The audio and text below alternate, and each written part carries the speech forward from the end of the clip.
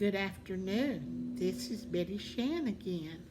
And it's been a cooler day today. We had a shower yesterday, and I really expected the humidity to be real bad today. But it didn't seem to be very bad. I don't know why. I guess it was so dry. And I guess I have enough hot air to tell myself that it would take care of the hot air that we would have felt during the day. But anyway, it's been a blessed day. We had a blessed day yesterday, and I get to studying back and thinking back about when I was a girl. We went every summer, we went to Oklahoma to see my grandparents. And Grandma and Grandpa Brian are the ones that had the 13 children.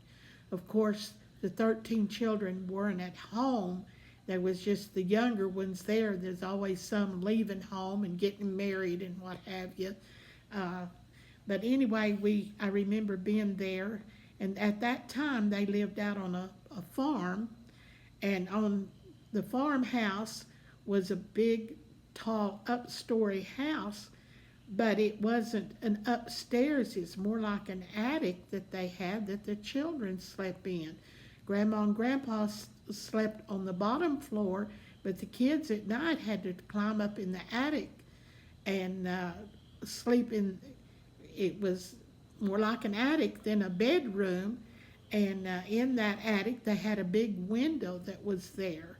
And I remember Uncle Herman going and getting his horse and bringing it around to the side of the house, and they raised that window up and they said, Betty, said, we want you to stand on the edge of this ledge, and we want you to jump down on the horse like a cowboy.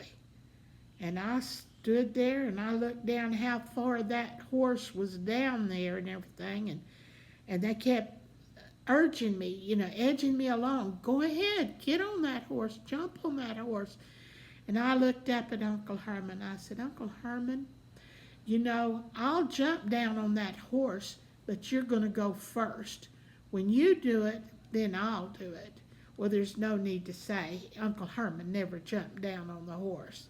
But there was just always something about Uncle Herman, that the girls kind of picked on him. He was the last boy at home at the time, and he was surrounded by about 5 girls, and they'd kind of pick on him. And I remember we went down to the back of the house. They had a smokehouse back there, and in that smokehouse they had a wood stove.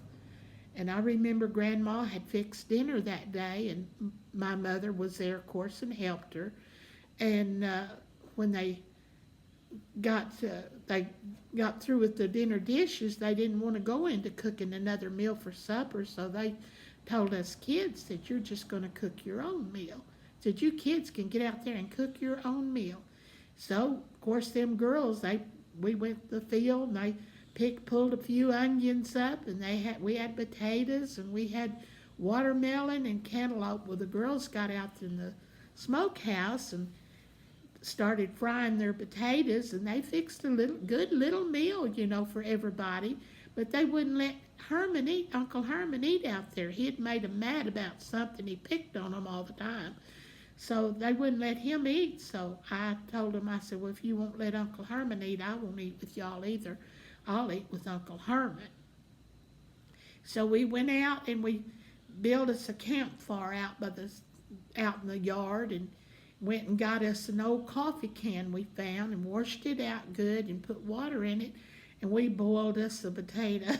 We had a boiled potato for supper that night, while them girls sat back and had fried potatoes and watermelon and cantaloupe and all kinds of things.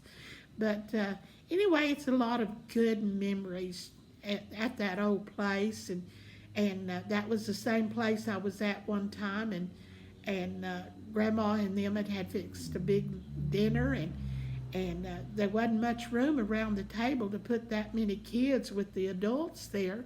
So Grandma went and got an old blanket, laid it out on the ground, and had us kids to sit around it. And we sat around on that blanket, and there was an old hen come up there, and one of the kids picked up a little rock and tried throwing it at the chicken to get him to go away.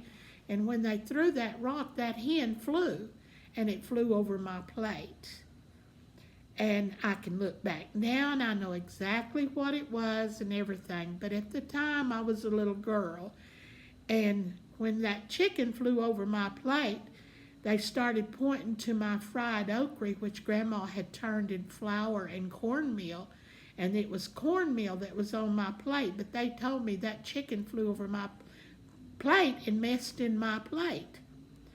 And the more I tried to eat, the worse it got, and the more stories they got to telling me and what it was, till I got so sick I went to throwing up. And Grandma come out there, oh, poor little Betty, she's sick, what's the matter? And feeling of my head to see if I was running a fever, and I'll never forget that her and Mama finally got me into the house and made me lay down because they thought I was sick. And all in the world it was is this city girl went to the country, and the country kids was letting me know how things was, and that chicken had to have pooped in my plate, and there wasn't no way this old city girl could eat that food after they had made all them stories up. But you know, them was the good old days. Even though it kind of sounds gross, we made our own fun. We done our own things. We'd go to the creek and get water, and all kinds of stuff went on there at that old place. But it brings back many a happy memories and happy times. And I hope you've enjoyed it today. Keep that chin up and live for the Lord.